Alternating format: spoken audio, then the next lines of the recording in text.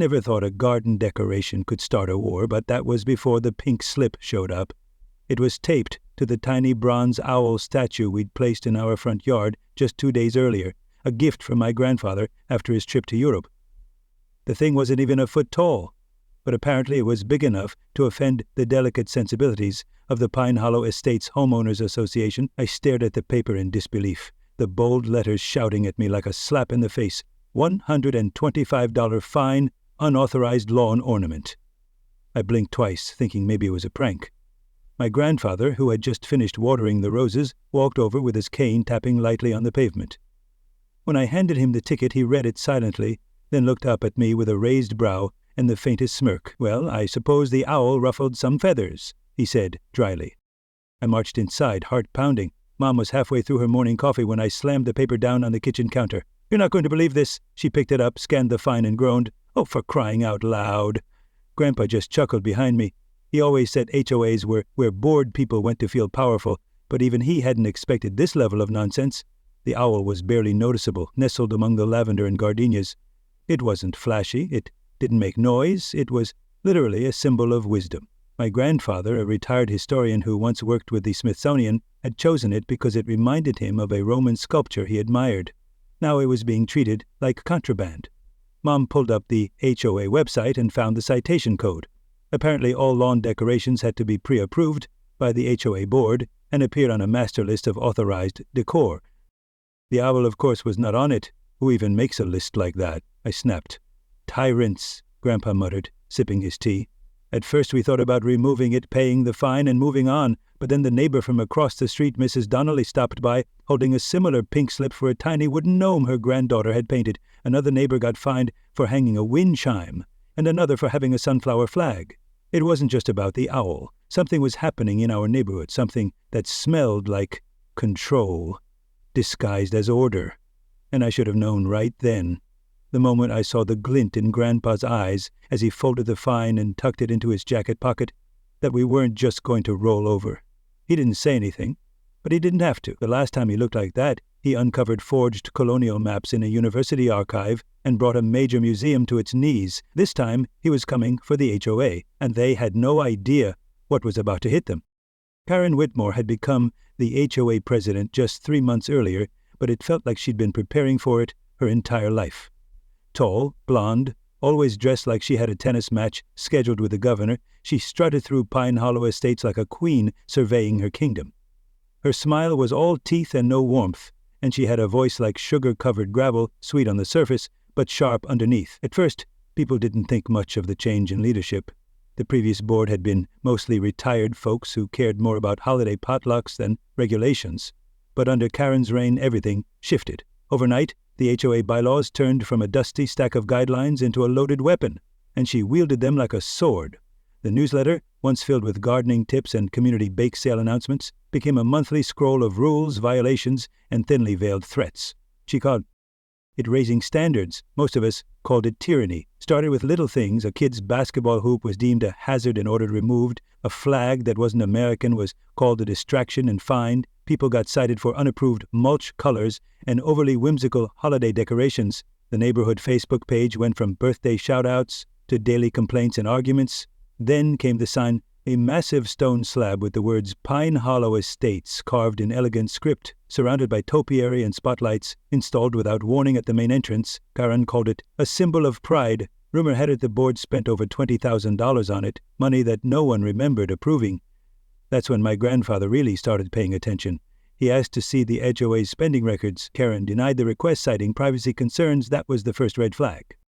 The second came when the HOA fined the family 2 doors down for having a painted tire planter in their yard, something that had been there for 5 years without a single complaint. The third was when Grandpa discovered the historical survey map of Pine Hollow Estates. I'll never forget the way he looked, hunched over his desk in the study, a magnifying glass in one hand, muttering to himself. According to the old map, the land where the HOA sign now stood used to be part of a preserved boundary zone, a protected historical site that dated back to the late 1800s. No one had mentioned that in the community meetings. No one had filed the proper paperwork for construction, and as Grandpa dug deeper, he found more cracks in the facade.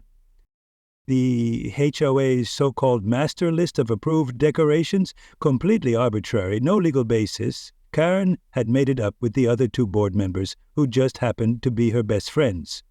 The board meetings weren't publicized properly. Votes were rushed or skipped altogether. Fines were inconsistently enforced, mostly targeting families who dared to ask questions. One night, Grandpa sat us down. He laid out everything he'd found on the dining room table, copies of bylaws, annotated maps, even printouts from local archive websites. "This isn't just petty," he said. "This is abuse of power. I've seen it before in institutions that thought no one would notice." He looked at me then, eyes fierce behind his reading glasses. "We are going to notice, and we're going to make sure everyone else does too." I didn't know what he meant at the time, not exactly. But I felt it's something bigger than garden decor and lawn gnomes. Karen thought she was running a tidy little kingdom, but she had just awakened a historian. And history, Grandpa liked to say, has a long memory and a sharp bite. The first move wasn't flashy, and it didn't come with fireworks or angry speeches. It started with a single letter. My grandfather typed it on his ancient Smith Corona typewriter, the keys clacking like distant war drums as he composed a formal request to the HOA board demanding access to construction permits and historical clearance documents for the massive sign at the entrance. He signed it Thomas Whitmore, M.A., former senior researcher at the Smithsonian Institute, and hand-delivered it in person to the mailbox at the HOA clubhouse right under one of their newly installed surveillance cameras. It was a quiet act of defiance, but it sent a ripple through the still waters of Karen's regime. 3 days later, we received a reply. It wasn't from Karen herself, but from the board's communications officer, who happened to be her best friend, Diane. The letter was short and smug. The documents requested are not available for public review at this time due to internal board privacy protocols. Thank you for your understanding. Grandpa didn't even blink. He poured himself a cup of black coffee, pulled out a yellow legal pad, and got to work. That weekend he took me to the city records office downtown, a dusty place with flickering lights and an air of forgotten authority. He knew exactly where to go, who to talk to, and what to ask. Within an hour, he had copies of old land surveys, zoning approvals, and a certificate from 1912 marking the area where the sign now stood as part of a protected historic boundary, originally a small cemetery that had since been reinterred but still carried legal restrictions against construction. It wasn't just paperwork, it was proof. Karen had built her precious monument on hallowed ground, and she hadn't even bothered to check. Grandpa smiled for the first time in days. She thought she could outmaneuver the system, but history doesn't forget. That same afternoon, he submitted a formal complaint to the County Planning Commission, complete with every document properly labeled and cross-referenced. Meanwhile, back in Pine Hollow Estates, Karen was ramping things up. Another pink slip appeared on our porch, this time citing improper edging of our lawn. A day later, one showed up for an unauthorized welcome mat. And when our neighbor Mrs. Jensen received a violation for her overly reflective garden-gazing ball, it became clear that Karen was targeting anyone she suspected of dissent, but she wasn't prepared for what came next. Grandpa contacted the local Historical Preservation Society, where he still had connections. A week later, a soft-spoken woman named Elaine showed up at the HOA meeting with a clipboard and a badge. She was from the County Heritage Office, and she had come to conduct a preliminary assessment of the HOA signage structure. Karen tried to brush her off, saying it was private property and a closed meeting, but Elaine simply smiled, quoted a subsection of the Municipal Preservation Code, and walked right past her. She spent an hour taking measurements, photographing the base of the sign, and asking a lot of very specific questions about construction dates and board approval votes. Karen looked like she was about to boil over, but she couldn't stop her. By the end of the week, a notice was posted on the HOA bulletin board stating that the Pine Hollow Estates monument was under official review for non-compliance with county historical land use restrictions. It was a tiny piece of paper taped under the HOA logo, but to us it was a victory flag. Karen was furious. She called an emergency board meeting and used it to push through a new amendment banning all external inquiries into HOA decisions without prior board approval, a rule that made no legal sense and only fueled more suspicion. That night, Grandpa began hosting what he jokingly called revolutionary tea. Neighbors started dropping by in the evenings, first just a few, then more and more, each with their own stories and violations. One man had been fined for a bird bath too close to his hedge. A young couple was cited for string lights that were deemed excessively festive. It wasn't just us. Karen was waging a campaign of control, and we weren't the only targets. Grandpa listened to each story, took notes, and began compiling a dossier thicker than any HOA handbook. And then, just when things seemed to be hitting a steady burn, something unexpected happened. A letter arrived not from the HOA but from the county office. It stated that based on preliminary findings, the Pine Hollow Estate signage structure might require removal pending a full historical compliance review. The kicker? If found in violation, the HOA could be fined up to $10,000 per week until the structure was taken down. I watched as Grandpa read the letter, folded it slowly, and slipped it into the same jacket pocket where he'd tucked the first citation weeks ago. He didn't say a word, but the fire in his eyes spoke volumes. Karen had declared war over a garden owl. Grandpa had responded with a history lesson she would never forget, and the battle had only just begun. The pressure didn't just simmer, it boiled. Within a week of the county's compliance letter, things in Pine Hollow Estates went from ridiculous to surreal. Our mailbox became a delivery system for pink slips. One day it was for having a watering can left on the porch. The next, it was for seasonally inappropriate throw pillows on our bench swing. Karen wasn't just enforcing rules anymore, she was retaliating, and it wasn't subtle. One afternoon we caught her standing across the street in her signature pastel tracksuit and oversized sunglasses, snapping pictures of our house like she was with the FBI. My mom, usually the calm one, stepped out and waved. Karen didn't even blink. She just clicked a few more shots and walked off. That night Grandpa got a message from a friend at the local news station. Apparently, Karen had called them to pitch a story about unruly homeowners causing disruptions in an otherwise peaceful community. That was the moment Grandpa knew this wasn't about lawn decor or bylaws anymore. It was about power, control, and she was starting to lose hers. The next morning, our next-door neighbor, Mrs. Donnelly, showed up with tears in her eyes. Her granddaughter had painted a set of tiny signs for her garden, one with a butterfly, one with the rainbow. Karen issued her a fine for unauthorized messaging and suggested the signs were politically charged. The neighborhood was reaching a breaking point. More and more people came to our house in quiet defiance. Grandpa kept hosting evening tea sessions, but they began to feel like strategy meetings. People brought documents, past violations, a hacket, HOA letters, even their own copies of the bylaws. That was when we started noticing something strange. Certain families, mainly those close to Karen, seemed to get away with everything. One house had a giant inflatable flamingo out front for 2 weeks. No fine. Another had a dozen neon pinwheels spinning wildly in their lawn. Still no ticket. But Mrs. Jensen got cited for having her recycling bin visible for 10 minutes after pickup. Grandpa started highlighting everything. He color-coded violations by household and cross-referenced them against known board allies. The pattern was clear. Selective enforcement. That was the crack in the armor. Then came the twist we didn't expect. Grandpa found a mention in the old township records about the Pine Hollow boundary marker, a small stone buried near the entrance decades ago, meant to signify the original land designation. That marker had vanished years ago, but based on its coordinates, it would have been exactly where the new HOA sign now stood. That changed everything. The sign wasn't just on historically sensitive land, it was covering a landmark, a literal piece of recorded history. Grandpa submitted a revised report to the county, attaching the new discovery, and reached out to a local preservationist group. A week later, Pine Hollow Estates was officially flagged for a historical interference investigation. Karen's sign was no longer just a community project, it was a legal liability, and she knew it. That same day, we received a cease and desist letter, not from the county, but from the HOA itself, signed by Karen and stamped with a logo that looked more like a threat than a seal. The letter accused Grandpa of unlawful interference, public disruption, and warned of further consequences if he continued to dig into HOA matters. Grandpa laughed, out loud, a slow, low chuckle that made the room go silent.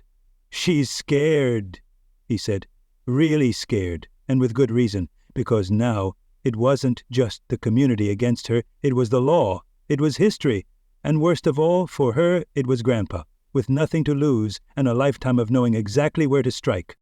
The night of the HOA meeting felt like a showdown. The community center, usually half empty with folding chairs and lukewarm coffee, was packed wall to wall. People stood in the back, leaned against the windows, even sat cross-legged near the front podium. You could feel the tension humming in the air like a wire stretched too tight. Carrie walked in wearing a pale blue pantsuit, clipboard in hand, flanked by Diane and the third board member, Greg, who hadn't spoken a word at any meeting since he was elected. Her smile was forced, too wide, too bright, like a mask barely holding back panic. She cleared her throat and began with her usual sugary tone. "Thank you all for attending. Tonight's agenda includes updates on landscaping guidelines, spring compliance checks, and a discussion about the Pine Hollow Estates welcome signage. The room shifted, no one moved, but you could feel everyone lock in. When she tried to breeze past the sign topic with a vague, "The situation is being handled with the county," Grandpa stood up. With perfect posture and that quiet authority only years of experience can give you, he spoke clearly. "Madam Chairwoman, I would like to request that the board provide a full explanation regarding the signage construction, including permits, historical clearance, and financial breakdown." Karen's smile thinned. "That matter is currently under review and not open for public discussion," she replied, a little too quickly. Grandpa didn't flinch. "As a resident and voting member of this community, I believe we are entitled to transparency, especially given the pending county investigation." Several people murmured their agreement. Karen looked around, realizing this was not the quiet, submissive crowd she was used to. She glanced at Diane, who whispered something behind her hand. Karen's voice sharpened. "Mr. Whitmore, this line of questioning is disruptive. If you persist, we'll have to ask you to leave." That was her mistake. Big one, because Grandpa had come prepared. He reached into his leather briefcase and pulled out a copy of the county's official letterhead, stamped and signed, stating that the HOA signage was under formal investigation for being erected on historically restricted land. He held it up without saying a word. The room gasped. Karen tried to recover. "That is still just a preliminary assessment. Nothing has been proven." But before she could continue, someone in the back, Mr. Ellis, the retired firefighter, stood up holding his own copy of the HOA budget summary. Then Mrs. Jensen raised her hand. So did 3 others. One by one, residents revealed what they'd found: misreported fees, missing vote records, projects approved without community input. It was a flood, not a protest. A coordinated wave of people who had finally had enough. And then Grandpa dropped the final bombshell. He clicked a small remote and the projector screen behind Karen flickered to life. A black and white scan of a 1912 township map filled the screen. Grandpa's voice was steady. "This is a map from the town archives showing the original boundary marker for Pine Hollow, listed as a site of historical significance. The HOA sign currently stands on top of it." Next slide. A photo from a drone taken just a week earlier showing the sign's foundation. Next slide. A digital overlay confirming the marker's original coordinates. Karen stepped forward trying to interrupt, but someone shouted from the crowd, "Let him finish!" Next slide. An excerpt from the Preservation Act stating that any obstruction or damage to a registered landmark could result in fines and mandatory removal. That was it. The room erupted. People weren't just angry anymore. They were furious. They were betrayed. Someone called for a motion to audit the board. Someone else asked for a vote of no confidence. Karen banged her gavel, shouting, "Order, order," but no one was listening. Her control, her smug composure, it cracked. Grandpa didn't gloat. He didn't raise his voice or bask in the chaos. He simply looked at Karen and said one line, quiet but razor sharp. "You should have read the fine print." At that moment, Mr. Lopez, a retired attorney from 2 streets over, stepped forward holding a folder. "I've taken the liberty of preparing a formal petition for board review. With enough signatures, we can initiate a recall election per Article 12. He looked around. "Anyone interested in signing?" Nearly every hand went up.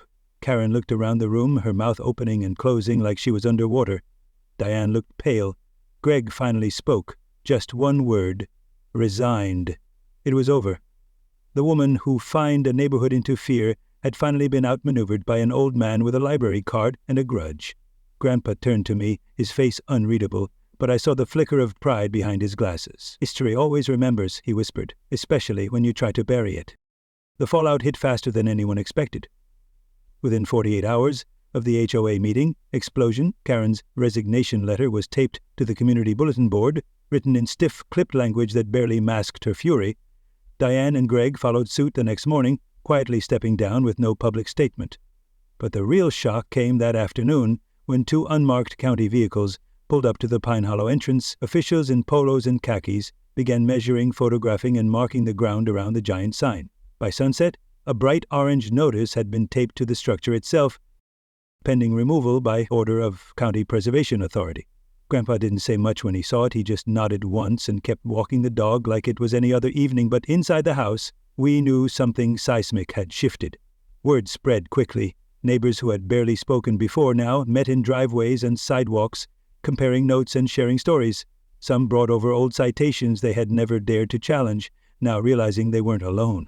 Others admitted they had once supported Karen out of fear or convenience. No one was pretending anymore. This wasn't just about one woman and her power. It was about a system people had let fester and now finally stood up to. The next emergency HOA meeting was packed again, but this time the energy was different. People were smiling, laughing even. handing out homemade cookies and lemonade like it was a block party. Mr. Lopez, the retired attorney, led the meeting and confirmed that the recall vote had received more than enough signatures. A temporary transitional board would be formed until a full election could be held. But the real twist came when Diane returned not with Karen but alone, standing awkwardly at the edge of the crowd. When people noticed her, the room went quiet. She raised a hand, nervous, and asked to speak. "I know I was part of the problem," she said, her voice shaking slightly. I stayed silent too long. "But I want to make things right." She held up a small black binder. "These are copies of financial records Karen kept in her home. I don't think they match what we filed with the county." Gasps rippled through the room. Grandpa took the binder with gloved hands and thanked her. Later that night, at our dining room table, we flipped through it together. Duplicate invoices, suspicious payments, reimbursements for dinners and gifts marked as community expenses. There were receipts for expensive landscaping equipment that never appeared, and charges to vendors no one had ever heard of. Mom, a former paralegal, quietly made notes on a yellow legal pad. "This is enough for a formal audit," she said, "maybe more." The next day the binder was submitted to the county along with a signed statement from Diane. It wasn't long before investigators from the district attorney's office were spotted in the neighborhood, quietly interviewing residents. But the biggest surprise came a week later when a moving truck pulled up to Karen's house. She wasn't there. A realtor's sign went up the same afternoon. Word on the street was she had relocated to Florida. No farewell, no apology, just gone. It felt like an exhale, like the weight we didn't even know we were carrying had finally been lifted. But the story didn't end there. Grandpa was asked to be an honorary advisor for the new HOA board. He politely declined but agreed to help rewrite the community guidelines. The first change they made, a repeal of all decorative restrictions not tied to safety or structural integrity. The second, a mandatory review board for any future fines with community oversight. And then, a few weeks later, something beautiful happened. Pine Hollow held its first real community event in years, a block party. Tables lined the streets. Kids rode bikes between grills and music speakers. People set up tents, brought lawn games, and yes, decorated their yards with everything from giant flamingos to solar-powered gnomes. No one was fined, no one was warned. Instead, people complimented each other's creativity. Grandpa sat on our porch swing, tea in hand, watching it all unfold. I joined him, trying to put it all into words. "You know," I said, "if Karen had just let us keep the owl in the garden, none of this would have happened." Grandpa smiled without looking at me. "Sometimes it only takes one spark to light a fire," he said, "and sometimes that fire burns away everything false and lets the truth finally breathe."